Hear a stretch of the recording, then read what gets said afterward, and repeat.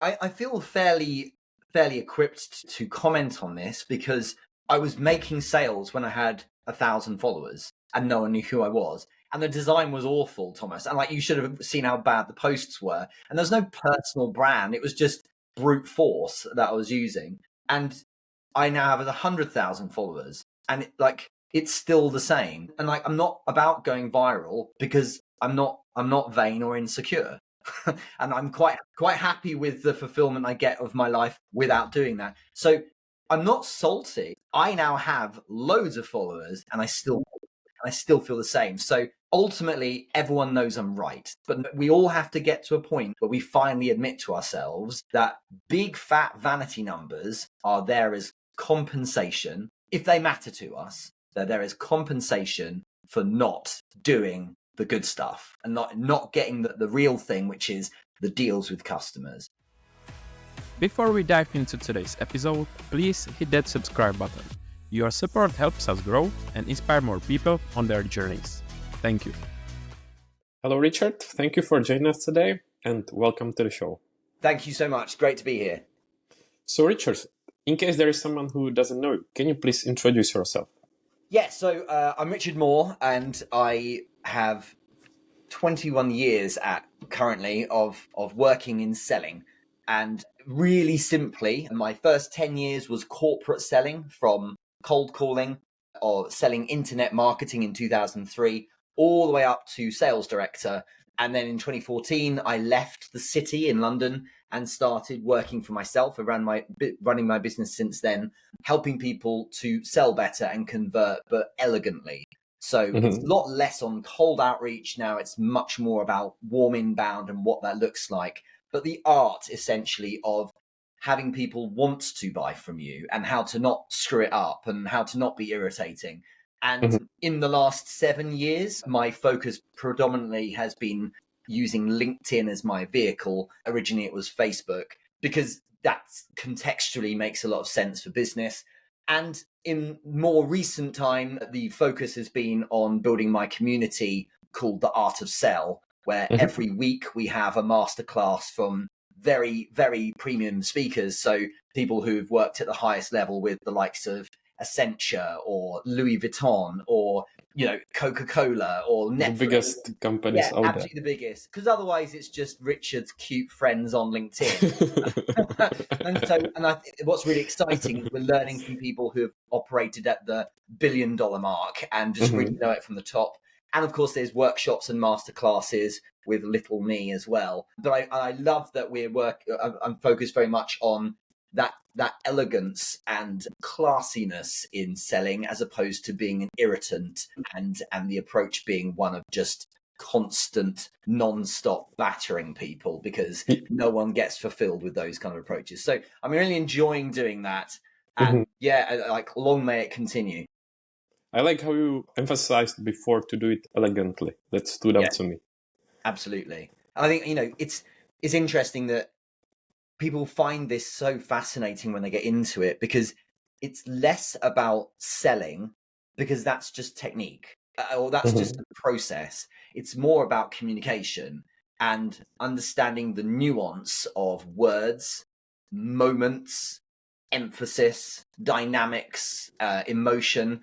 As we're recording this at this time, LinkedIn has already commissioned 5 LinkedIn learning courses for me that I did last year for them. And at the moment, I'm in the middle of writing out the detail on a 22 video long course that we're going to be shooting over in America in a couple of months' time, called The Nuance and Finesse of Communication. So that's what they've asked me to do, because it really is something that isn't just for those who are cold calling or selling or anything like that. It's also for those who are interacting interdepartmentally or within a business, or even if you're just trying to convey an idea or a concept in a meeting, being able to sell it in a way that has, elegance and poise in the way you communicate really matters. So I'm excited about building that, and I get to nerd out even more about that kind of topic. Yeah, it's impressive. So is it going to be like some kind of LinkedIn masterclass provided specifically by LinkedIn? Yeah, so the premium members in LinkedIn have access to a thing called LinkedIn Learning. which has been around for several years. And so the courses I've done so far are just nano courses. They're just 10 minutes long, where this is like a big premium, all singing, all dancing one. So that's why I'm very kindly they're flying into their studio in California to shoot the whole thing properly. So that'd be nice. Rather than doing it on my mobile, they're actually going to do it with like a whole, selfie. yeah, exactly. Rather than all that, they've got an actual crew. Hopefully, I won't be, in makeup or anything. But yeah, it will be nice to have proper cameras and do it all. It will look really, really pro then, which will be good fun. I mean, it sounds like amazing idea, and of course, we'll be excited. And I would be curious if we go more back in time. Is it actually something that you've been also interested in as a kid? Like once you grow up to pursue this type of career? I think this is interesting. This because the answer feels like it should be no, but there's little bits in my past where it's like, there's something in this. So basically, I was incredibly shy, Thomas. So like really shy as a kid. I don't believe you. I know, no one ever believes it. I think I'm making it up because it's a nice story. But like honestly, in my teenage years, I was super shy. Like I was also an introvert, so I wasn't naturally a social type. And I wanted to be in academia. I just wanted to be at university. So I did my bachelor's in history, and I did my master's in history, and then I wanted to do a PhD in history, and I didn't get funding. And so I had to get a job. And so it's funny because you see a lot of influencers trying to get lots of attention, and they say things like, I applied for 300 jobs. Like it's nothing like that. I applied for one job and got it straight away. Like it wasn't hard. But the reason why I got the job partly was because it was cold calling, and no one wants to do cold calling. And I believe so. Yeah, no, they don't. And so of course they said they gave me an opportunity. But what's interesting is that I had to have a job because I needed money because I wasn't going to be doing my PhD. So I wanted to stay at university and be a lecturer and that, but that didn't happen. So I was like, well, I need a job. And it was just the first one that came along. And what's interesting is that if you're a very shy person, it's not easy getting on the phone and doing cold calling. But what was handy was that I didn't have to worry about how I came across if I was sweating and things like that, because it's just dialing on a phone. So that helped a lot. And I think that if I look back, really, I've always been really fascinated in how people interact and that kind of level. And I think I didn't realize at the time that one of my things that I'm very astute at is picking up on the little unsaid signals and communications. And of course, that role, we were professionals at this, and it wasn't just like hit the phones and just that's the end of it. I was so fortunate to have managers who'd done this for years and made this a real art. And to give you a sense of it, I had a manager once, because when we were on a call, we'd have like a headset. You like get in a call center, but your manager could listen in as well. And it was interesting because I remember one of my managers was like, you need to pay attention to how they're breathing. Like, how do they breathe when you say a thing? Now, they would say things rather than just say this or just read this script. They'd be like, slow down now. Now say it with this way. Now really hammer this point. And you'd work together like that all day. It was practical. There was no sitting at a computer. It was all day long. If I got someone on a call, I'd have the manager with me, and I'd be like mimicking them, and we'd have basically all day, every day was this masterclass on the elegance of delivery. And of course, part of this role was emails as well. And like looking like, how are they phrasing it? Like, why did they say it that way? And because everything is about trying to close the sale. And so we have to think like, what's the play? And it was so interesting that I found it fascinating. And of course, what holds your interest is making money. And so it was unheard of. I got a sale in my first week. And then I got a sale in my second week, which was a really big one. And everyone was like, let's go. And that was my motivation a lot. But also I had such a little amount of money. I had to make sales. So I had that. But I, if you combine a number of other things, like I started to come out of my shell more. Money gave me confidence. Also, my mother was very much like, she instilled in me this kind of ethos of, if you choose to do something, you don't get to quit. So there was no question in my head of like, oh, maybe I should just go and get another job. It was like, just do it. Like, there's no, if it's hard, so what? Grow up and just fix it. And so I was spending money in, on like courses and books on training How myself. to Most people improve don't yourself. do, Yeah. yeah, most people don't do that. They go home at the end of the day and that's the end of it, or go to the pub. I was enjoying London, but I was also like investing in myself, and I just, Yeah. so I think that kind of got me going. And so of course selling is a people sport. And so a year and a half in, I became a team manager. So now I had people to look after and I was training them. And so now it's the interaction of people in real life. And then I moved to a conference arm of the company. So we did virtual conferences, we did in-person conferences, and the whole thing is always about human sport of interaction. And so that was the case all the way through to when I was headhunted for a recruitment company. So I've kind of had it in my blood. I think also, though, because I was a team manager from 18 months in all the way through the rest of that corporate career, I was always teaching, essentially. I was training people. Yeah. And so when I exited corporate and started my consultancy, it was like, it was there that I was going to be teaching still. And so I was always training people. And here I am in my mid 40s still doing that. And so there was this thread of like this love of the way we interact with people because of the outcome being such a wonderful thing. You get these people, you get like the celebration of a deal, you get money in your bank, and you get this feeling of like, I took someone from zero, like literally had no idea who I was. In fact, it wasn't even zero. I took them from negative. I took them from, I don't want this call, to half an hour later, yeah, here's 6,000 quid. Yeah. And so it's really amazing. And then of course, on top of that, all of the teaching. So in many ways, I got to communicate, but instead of writing essays, I did it on the call. And I got to teach, but instead of lecture at university, I got to like build my own business and doing it. So in many ways, I got what I wanted, but I just didn't have to fund a PhD to get there. But that's the romantic hindsight view of it all. Yeah, I'm not going to lie, because I think that when people say cold calling, it usually sounds quite boring.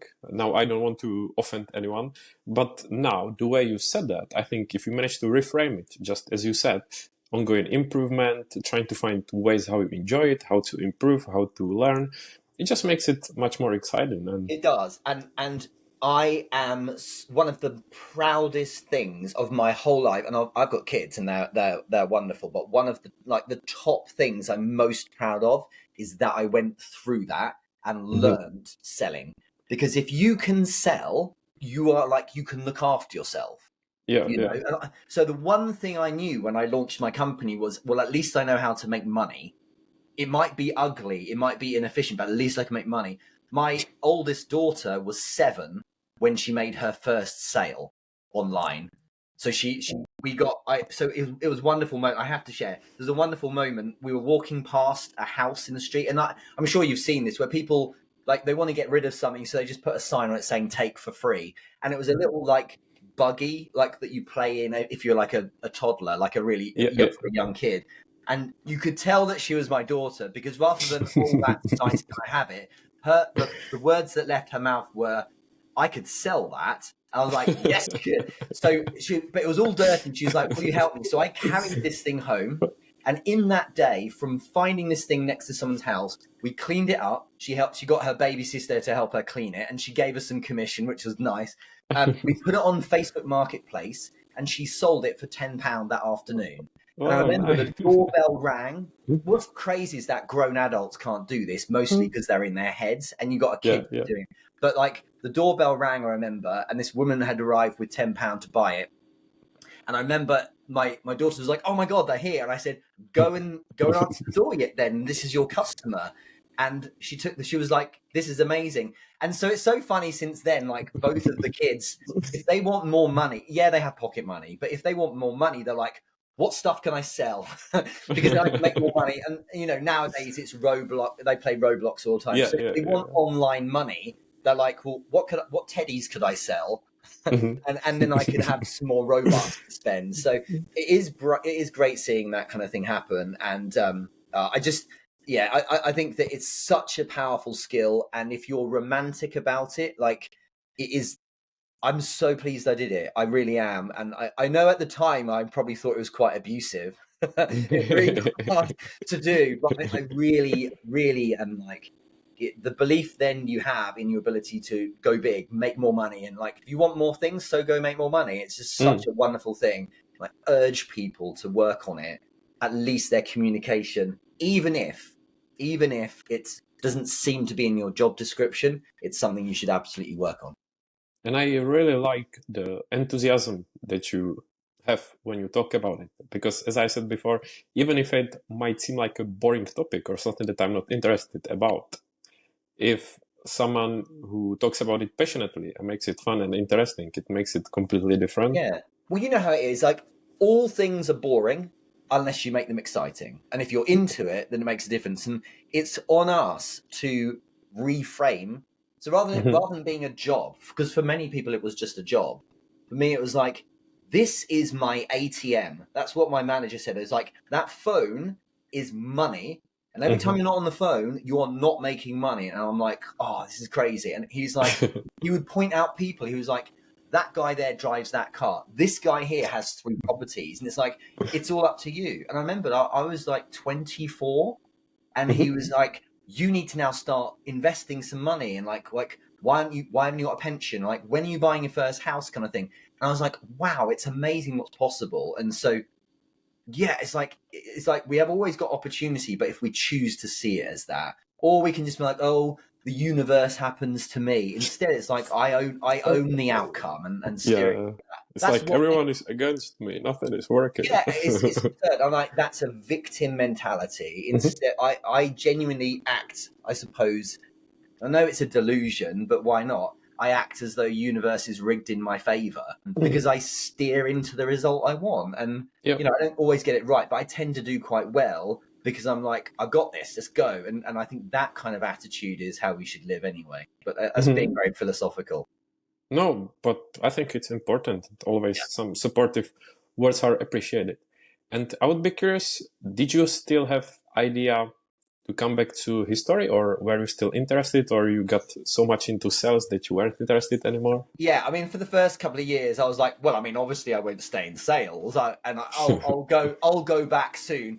And then, like, just time passes, and I was having a good time, and then you get a promotion, or then it's like, oh, can I make this much money? Can I make this much money? And like, I just enjoyed the ride. And so to answer your question, I mean, it's possible that in the future I go and do a PhD, but I won't do a PhD because I need it. I'll do it for fun, but I just don't like, that's a massive job. Like anyone who's done a PhD, and I'm very fortunate to know a lot of friends from when I did my master's they're like, it is a full-time job. Like, or if it's a part-time job, it's going to take you years more. Yeah. And so I don't feel I have the bandwidth for that. And I think as the years go on, it's fading. I still take a lot of interest in the subject, but just as a hobby. So I don't think I'll do it. I'm loving what I'm doing too much. And that, of course, is because I've designed the work that I do.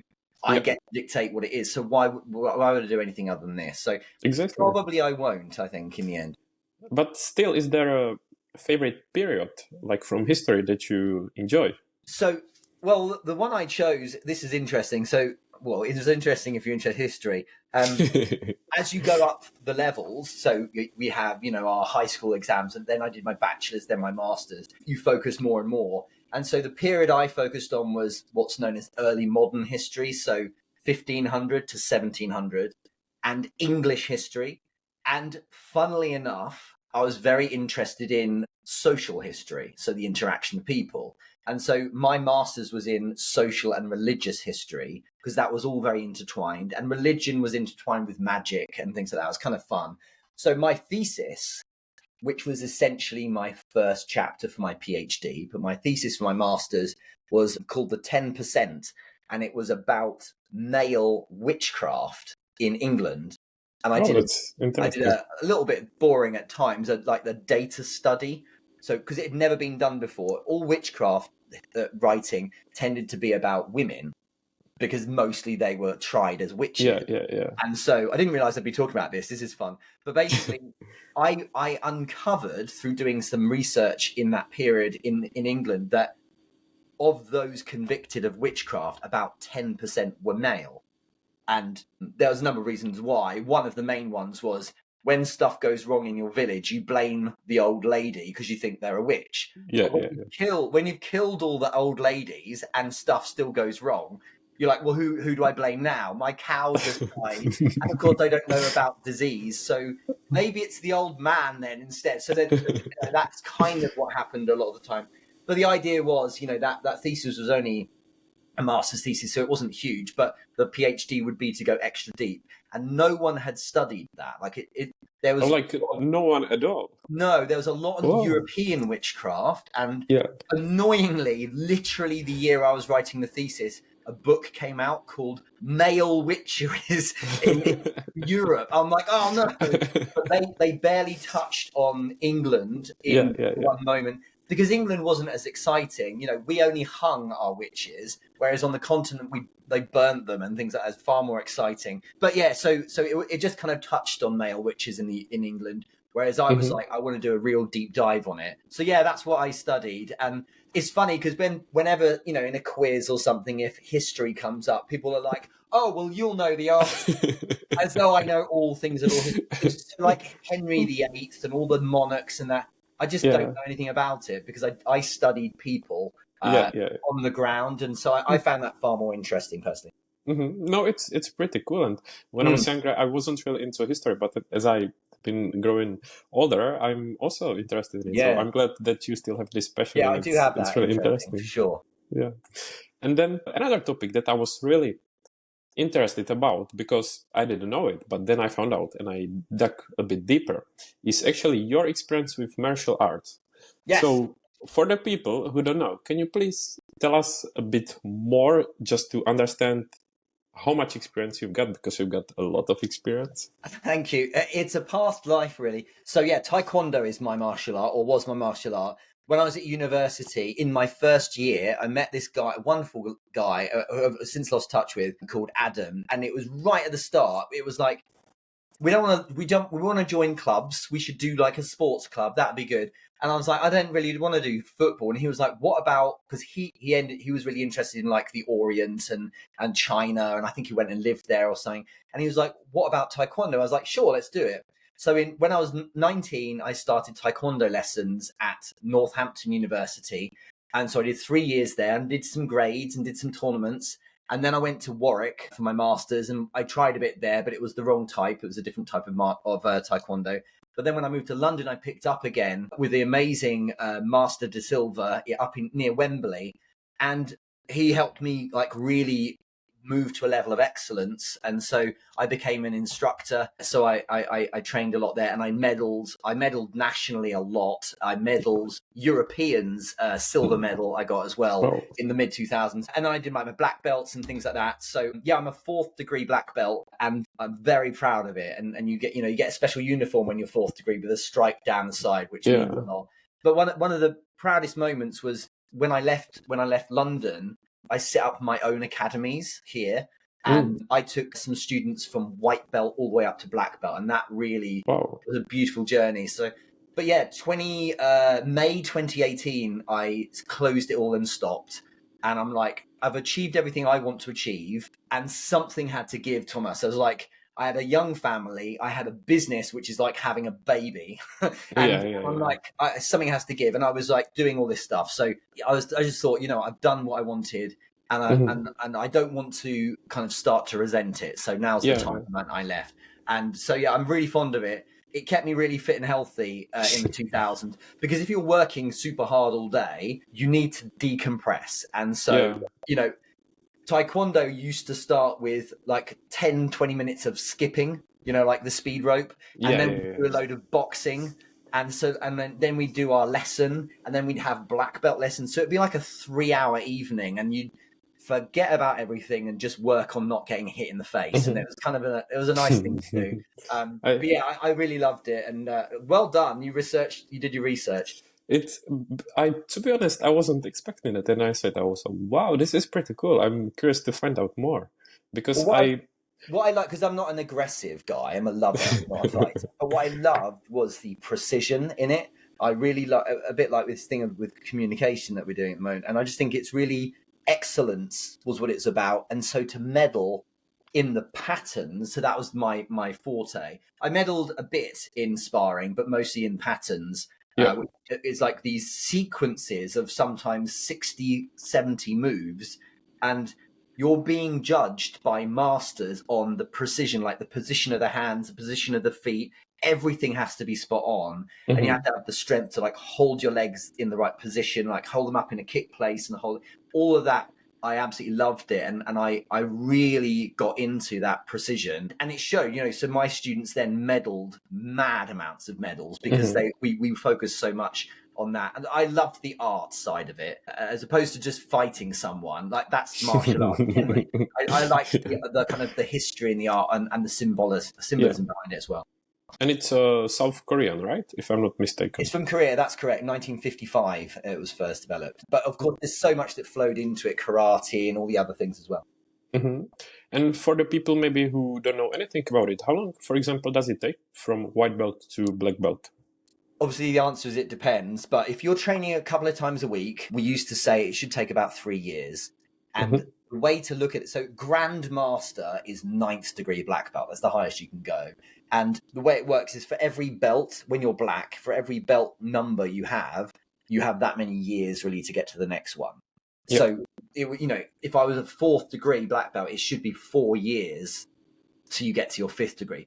Just being good enough isn't good enough because it's about experience. Yeah. And like, that's really, I really liked that because it rewards experience and time rather than just talent. But the idea is that the color belts are about a foundation. And so people think about the black belt being the pinnacle, but actually the way to look at it is that that first black belt is the beginning. Like your basic training is your color belt. And I'm not taking anything away from it because that's a lot of work.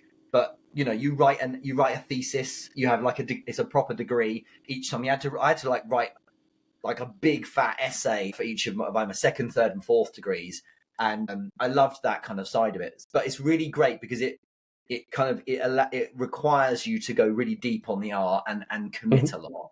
But beyond the level I got to, I would have had to really make it my world if I was going to take it further. And master at 7th Dan is like you're giving your life now to it, and my instructor is essentially a professional instructor. That's what he does. And so I was like, that was a fork in the road at that point. I thought I won't do anymore. Yeah, and on top of everything, you got some pretty cool pictures. I saw what you shared on LinkedIn, where you're like a fly in the air, like a action hero or something like that. Yeah, Yacht Chaggy, a sidekick. So there was some cool pictures. There's just not that many pictures of me doing much. I don't know why. We never took pictures much, and it kind of annoyed me. But never mind. Like, there's a few that are floating around, and there's definitely some kind of money shots there in terms of those ones. For some presentations when you are speaking somewhere to show it about yourself. Yeah, to show exactly. And the thing is, people always ask, like, could you do it now? Like, well, not quite. The training, honestly, the training was insane. Like when I was doing the Europeans, I think it was 2006. It was in Germany. It was 3 to 5 times a week we'd be training. I'd be training like before, or 3 to 5 days a week, I should say, because I'd train before work, then I'd go to work, then I'd train in the evening, maybe stay at my instructor's house, and then go back to work from there the next day. It was like the amount of times I threw up from like the cardio work, like running up and down and stuff. It's just crazy amount of work. So it was a journey, and I loved pushing myself. But now my thing is endurance now, so I do running and road cycling so I've got my first ultra marathon at the end of April. And wow. Yeah, so I'm looking forward to that. It's only a baby ultra, as they call it, so it's 50K. But like last year, I did some 100-mile bike rides, and I do love the mental side of locking in for hours and being able to push. I do like getting to a point where you push yourself and seeing what the mind can do. Then I think being strong in the hard stuff is really fascinating place to be. I agree, and I also like to have some kind of physical activity that helps you to switch off and do something completely 100%. Different. It's really healthy. I think it's just good to blow off steam. Like Monday night, a 10-mile run is a lovely way to end the day, and there's no one around. It's all a bit kind of dark and cold and wet here in January, but I'm like, just go and spend like a couple of hours going for a run or whatever like that is good training, but it's also just nice to forget everything and just focus on. And I that's my development, because I always listen to audiobooks, so that's how I grind through a lot of books as well, so I can get a lot. Are you looking to elevate your online presence? Check out Trailblazed, our digital marketing agency. Whether it's standing out on social media, crafting a stunning new website, or developing impactful visuals, Trailblazed has got your back. Visit trailblazed.digital and reach your online potential today. So just as you mentioned it will be one of my questions later on. So can you share some recommendations or some impactful ones? For books, yeah, 100%. So my favorite, and in my opinion, most important book on the planet is called On the Shortness of Life by Seneca. So the ancient kind of Stoic. Yes, Stoic philosopher. It's really important that people read it. It's a really short book, it's like 60 pages. And if you read it and you get it, you really realize that you have to get your priorities right. And one of the powerful kind of quotes in there is about how people treat money like they're immortal. Sorry, treat time rather like they're immortal, and they've got all the time in the world, and they hold on to their money like it's a finite resource, and it should be really the opposite. And I do remember the first time I read it, I was like, wow, that's really blown my mind. Another like more business / sales / interaction book, which I really love, is by Mark McCormick. It's called What They Don't Teach You at Harvard Business School. I think it's a really powerful book. It's loads of micro chapters, and it's the stuff, it's like the soft skills in business. It's things like, what does eye contact look like? What does the pause in how you speak look like? What about meeting people in the room? Like all of that experience in a book. It was absolutely incredible. I think that's a really powerful one. There's hundreds of others as well, but I like a lot of behavioral psychology kind of books as well. Nudge is good by Thaler and Sunstein, but the other one is a really rare one by a guy called there's Kanazawa and Miller wrote it together, and it's called Why Beautiful People Have More Daughters. So it's a bit like Freakonomics, but instead of for economics, it's for like behavior and the way humans interact. And I think it's such a good book. These are kind of rare ones, because I'm not going to say the one thing, or like Rich Dad Poor Dad. Yeah, Rich Dad or like crossing the chasm, because everyone says that. Obviously read The Innovator's Dilemma and all that kind of thing, but like these ones people don't really think of, and they're really good. And have you got any like a favorite biography book? Yeah, I read a lot of biographies. Shoe Dog by Phil Knight, the founder of Nike. Yeah, I don't know if you've read it. It's incredible, and I think one of the most powerful bit is that when he looks back at the end when they get their IPO, and he's just like, we're all suddenly incredibly rich, but all I wanted to do was just do it all over again. Like that's about enjoying the journey. And I love how it's all about this, like the grit. Like he's getting the shoes out the back of his car, and he's going to a track to convince athletes to try them on. And I do love that scrappiness. Titan about Rockefeller, that's a really good biography as well. And the Richard Branson ones have not been that impressed with. There was one it's like Losing My Virginity, isn't it? Yeah, it's okay. They're all right.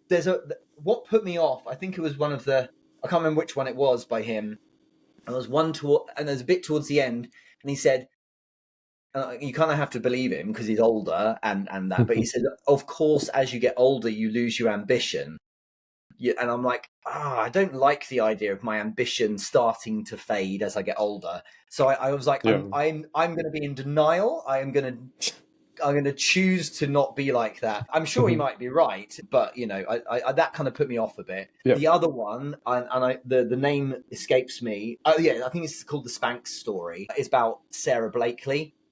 Sarah Blakely is one of my heroes, one of my top 5 entrepreneurs. If people have not read that, it's amazing. It's about the scrappiness. It's about it reminded me of like when I was cold calling.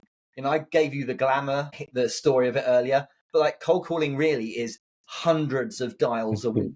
And the reality. To get one sale. And she was like, everyone was saying no. And she was traveling all over the place to try and and people were like, what the hell are you talking about? Why have you cut the feet off your tights? And eventually someone went for it, and she's incredible. She's iconic. So that's a really good one too. How about you? What would you recommend in biographies? It's probably going to be kind of obvious one that many people read, but I really love the one by Walter Isaacson about Steve Jobs, Yes. because I think it's also one of the first big biographies that I read, and I think that Walter Isaacson is just amazing biographer. Yeah, he is. Yeah, yeah. That is quite a beefy read, but I do Mhm. agree. I've never been Yeah. that much of a Steve Jobs fan. I obviously respect him, and I think he's very iconic in many ways. But I've never been that fussed. But Yeah. then I'm Team Android, never been Team Apple.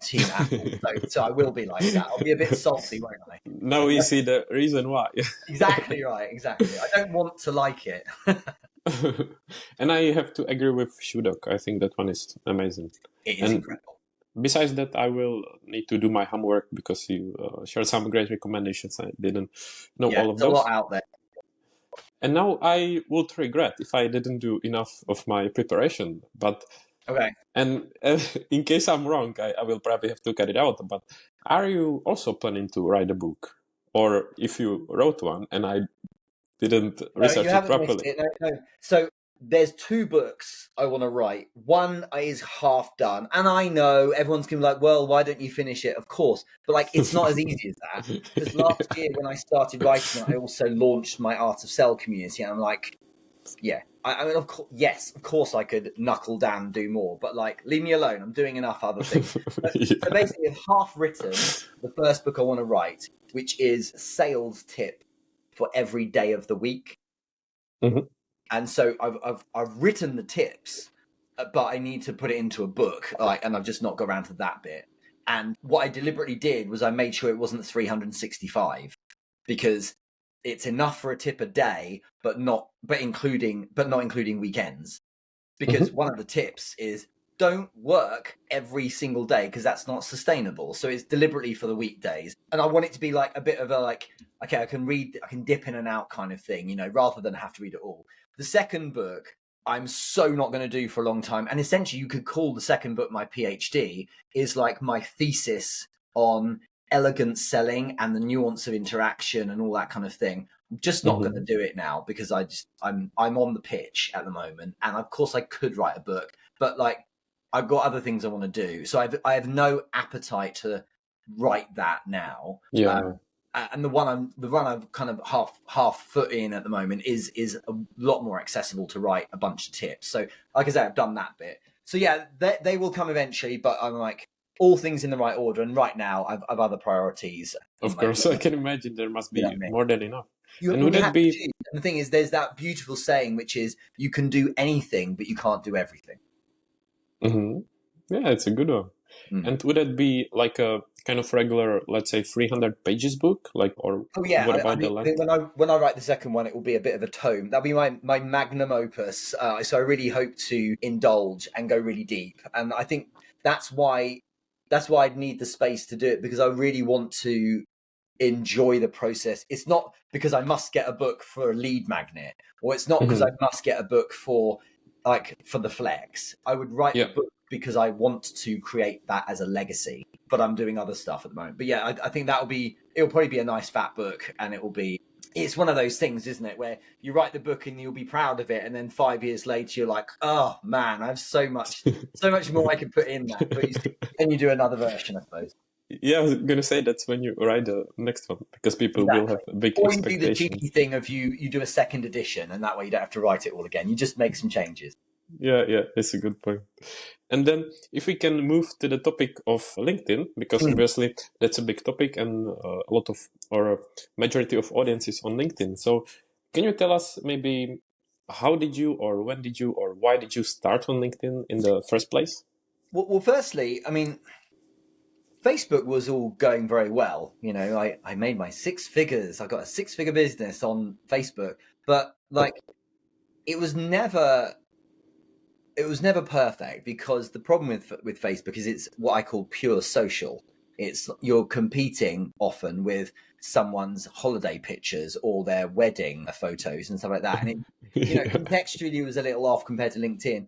And I remember in late 2017, which is now such a long time ago, I was just like, oh, this is interesting. There's something going on over there, because some people on Facebook were talking about it a tiny bit.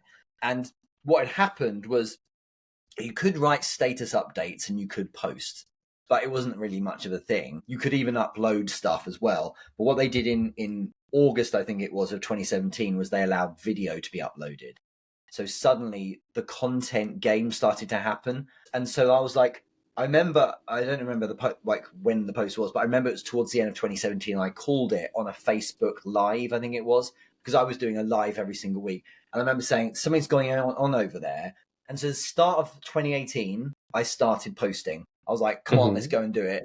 And honestly, like, we're still early now. If you start posting on LinkedIn now, you're still early, because the majority of people just don't post. There's only like some tiny minority of people, actually, like 1% or so, that post. And even then, most posts are rubbish. So like the barrier to entry is quite low. Oh, it really is. I mean, most posts are, and I really mean most, are a business says, here's our latest press release, here's our latest white paper, or we just won an award, but no one asked. You know, so it's a content creator entrepreneurial bubble is a tiny one, and you know, so there's a big opportunity there. But back then, you couldn't miss. Like, honestly, there was genuinely a tiny group. It felt like there was like 50 of us, and that was it. And everyone knew each other really well, and we were all collaborating. And I remember I was at like, I don't know, 1,000 followers or whatever, and it was just like starting for me, and I just posted all the time. And within the first month, I was getting calls, and then I know, because that would be my experience, my ability would take me there anyway. But like, I was getting deals right away, and I was just like, this is so good. And then when you start, I remember when the documents thing really kicked off. Yeah. Like the carousel thing, you'd get 100,000 views on a post. Like, you could not miss. And everyone was watching. And so the thing, of course, back then, there wasn't AI content. So if you are saying no AI comments, I cannot imagine. No AI comments, life was good. But what was good back then was that the average person wrote terrible posts, you know, whereas nowadays you can use, like, I know people who are like, they do AI images of themselves. So they're now dialing up the genetics, because, you know, it helps a lot to be good looking. Yeah. I mean, people don't feel they're allowed to say that, but like, it helps a lot if you're good looking. So there's all that stuff. But what's interesting is that a lot of the content was just so dull back then. And what people missed, and they still miss it now, is that they weren't writing really for the audience they should have been writing for. They weren't showing an awareness of the issues and inner dialogue that a buyer was having. And so doing that, it made people go like, oh, wow, you really get me. Like, I feel seen, you know, and that just opened so many doors. And like, it wasn't hard for me to start like getting people helping people with the conversion, and it just took off from there, really. So I'm really glad I was in early, but I don't want people to think, oh, I've missed the boat. You just haven't.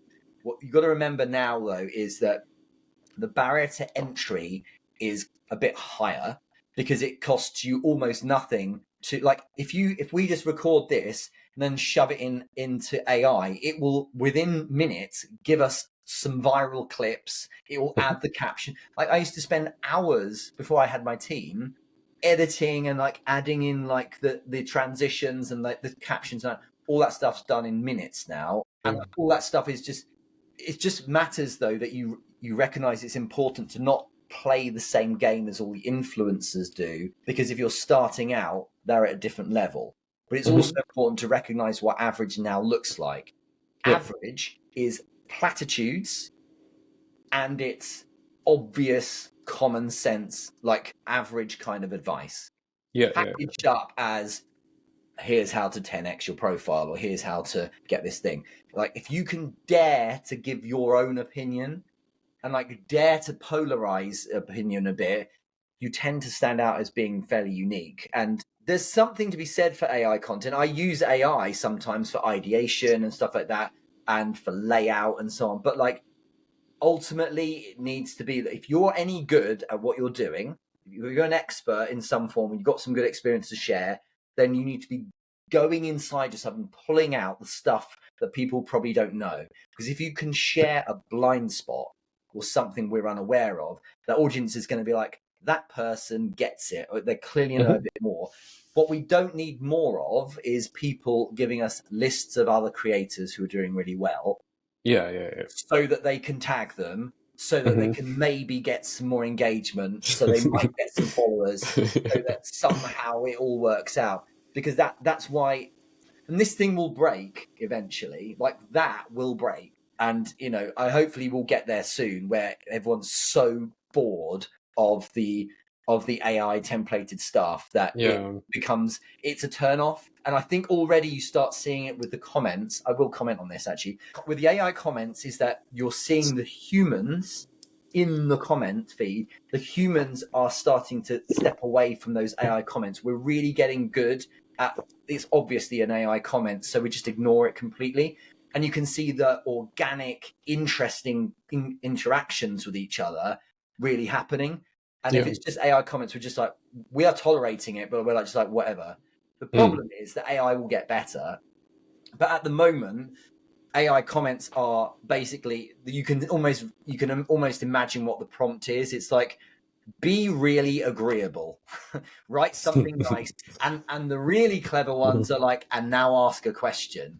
But like they miss the point so much. And for those of you considering AI commenting, what you're actually considering is to try and avoid spending time doing it. And of course, AI is saving us a lot of time, but there's some things you should, and this is not me being a dinosaur, but there's a lot of things that don't require the time save.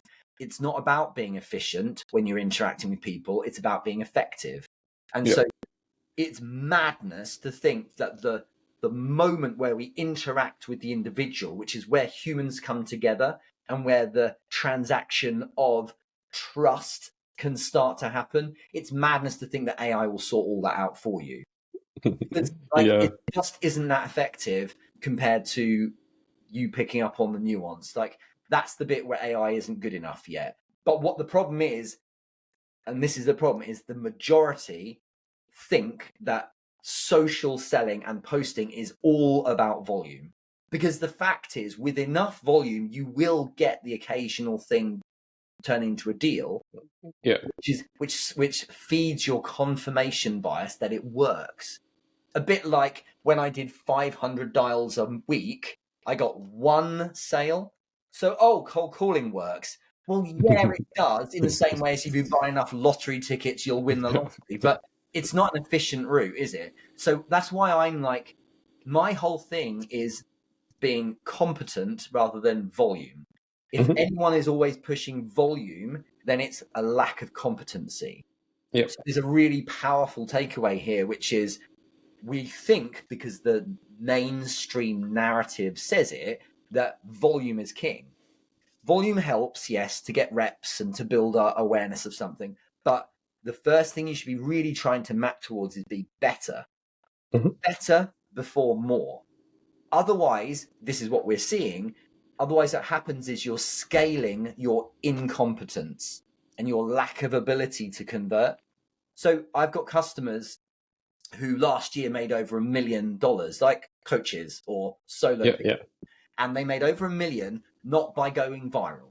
They don't have incredible followers accounts, and they never have like hundreds of leads. They do a few interactions every day, but they do it well. So that's what we want to map towards, because it's not fulfilling ever to spend hours and hours and hours every day writing comments on LinkedIn. It's not fulfilling to just go viral all the time and never get any sales. It's really fulfilling to actually help someone and get them saying, this really made the difference, thank you, and here's a lot of money because you deserve it. And like, that is, it's just, I say this a lot, but like, it's just funny how when people start making hundreds of thousands of dollars, they like just don't care so much about the follower count and things like that, you know? And so we've just got to always remember, like, with things like AI comments, like, what are you really trying to do? Are you trying to avoid the human interaction bit?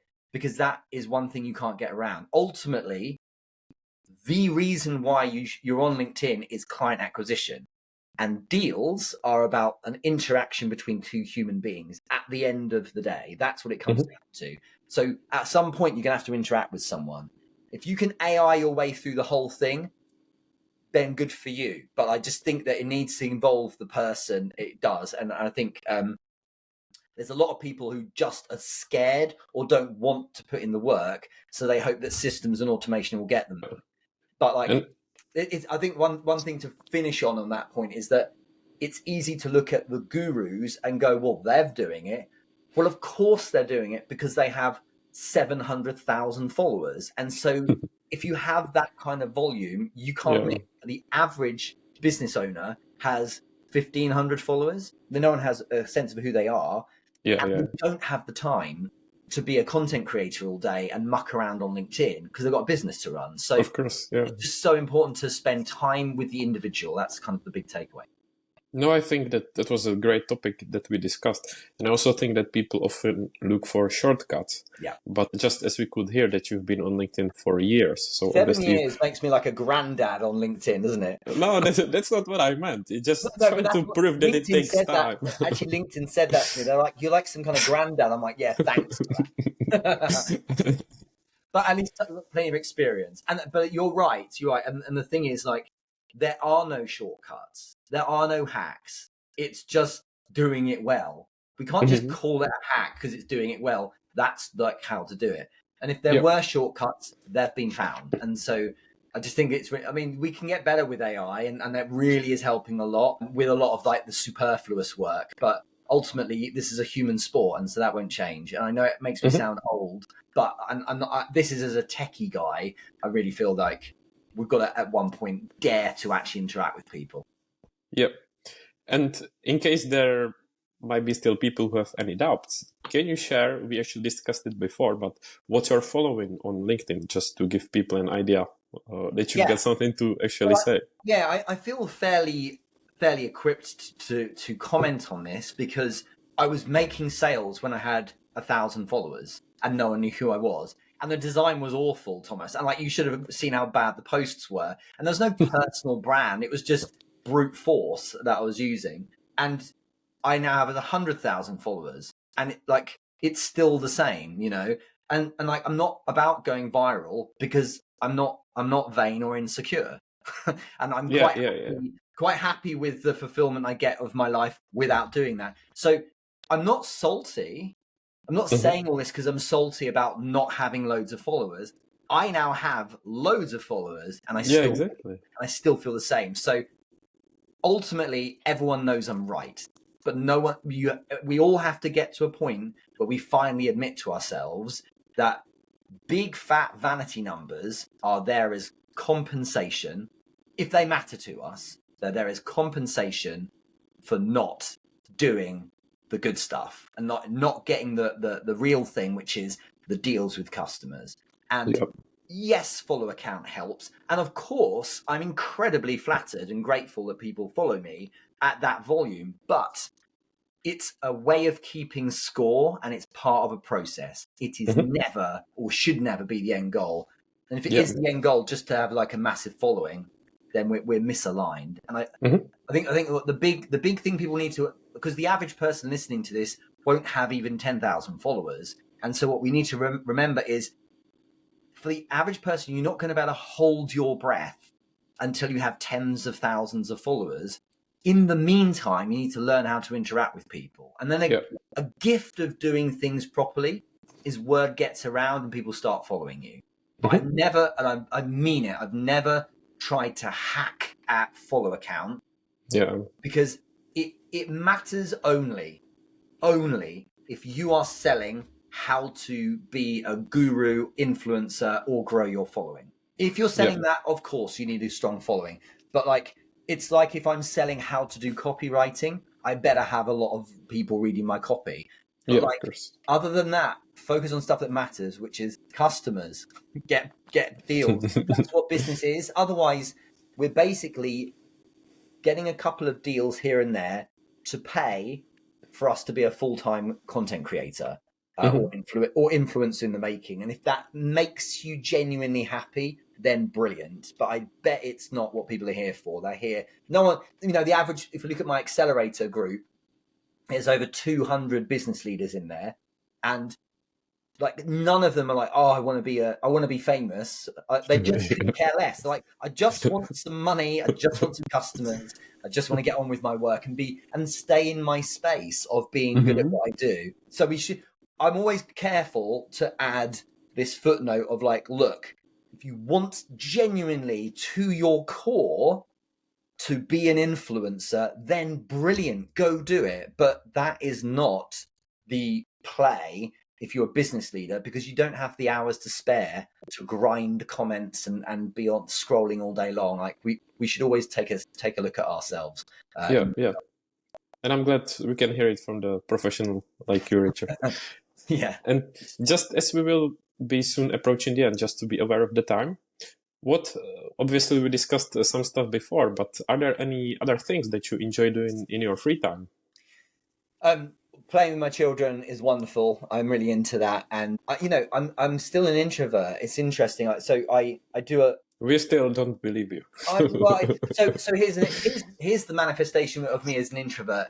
I run in-person events as well called Entrepreneur Business Live. I've been running them since 2018. Next month we've got our 41st event in San Francisco.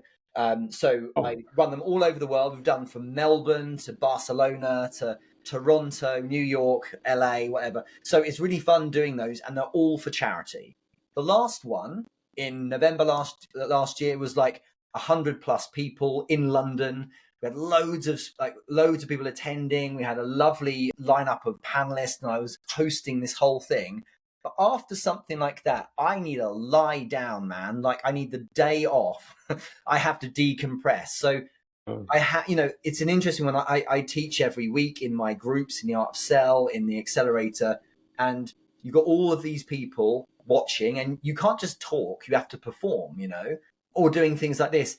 It's like, I do like to then decompress a load. So I love travel. I'm off to Spain in 2 weeks' time. We've got a place in Alicante, so it'd be nice to be out there for a bit. But really, like, I'm getting a bit spiritual in my age, and so like yoga in the morning and stretching and breath work, and I have an ice bath now, and long rides and runs I really enjoy too. So other than that, it's just trying to get my sleep. That's the main thing. No, I understand you must have so much stuff to do, and we are still waiting for those books. Yeah, I know. There's no pressure. I'm not putting pressure on myself. No, I'm just joking. So we've discussed it obviously a lot already, but can you please sum up where people can find you, follow you, and promote any of your services? Yeah, sure. So LinkedIn, you can find me as linkedin.com/in/Richard James Moore. I am obviously, I've got my website as well, so therichdmoore.com.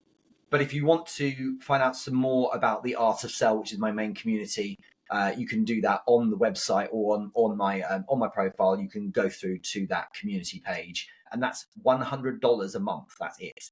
The idea is it's deliberately absurdly cheap, so that people are like, are you kidding? Like, I get to hear from people from Louis Vuitton or people who work with like Spotify, and I do masterclasses as well.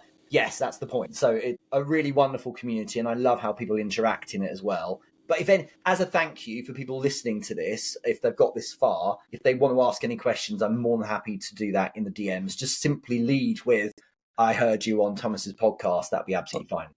Thank you, because I cannot imagine how messages you must receive with so many followers. So it's appreciated. I think we all get messages from people who have us on a list, but I do love it when someone has a message where they genuinely are asking a question. And like, if someone has decided to put their time into listening to this and found it compelling enough that they want to ask something, then the least I can do is give them some time back, because people did that for me when I was on the up too, and I'm happy to do that.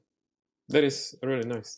And then the final question, if there is something that I should have asked you and did not, or some final piece of advice or anything you would like to share, feel free to do I think it's been great. You've done a very broad set of questions. I do think that the advice is that the real superpower is the interaction with the individuals. Like, dare to get in the messages, speak to people, have a call. Like, one of the best bits of advice I was ever told was, who are you having coffee with this week? And it asks yourself, like, who am I meeting that's new this week? So every week you should be meeting new people. That's where it all happens. The doors open, and it's surprising how much more luck you get when you meet new people every day. And so Like, don't try and get away from the front line. I know people don't want to so much, but like, get in there, because there's a lot going on. The opportunity is when you're meeting people, not when you're just speaking and running away. Yep, I think that's a perfect piece of advice to finish with. I want to say a huge thank you, Richard. I really appreciate it. You're That you joined. I learned a lot, and I really enjoyed your positivity and, as I said, the enthusiasm that you spoke about everything we discussed. So thank you so much. I will keep following and keep supporting and keep doing the great work as you've been always doing. Thank you. Thanks, Thomas. I really appreciate it. Thanks for listening to Produced by with Tommen. Check out show notes for all the links, and don't forget to like, subscribe, and leave your feedback. Speak soon.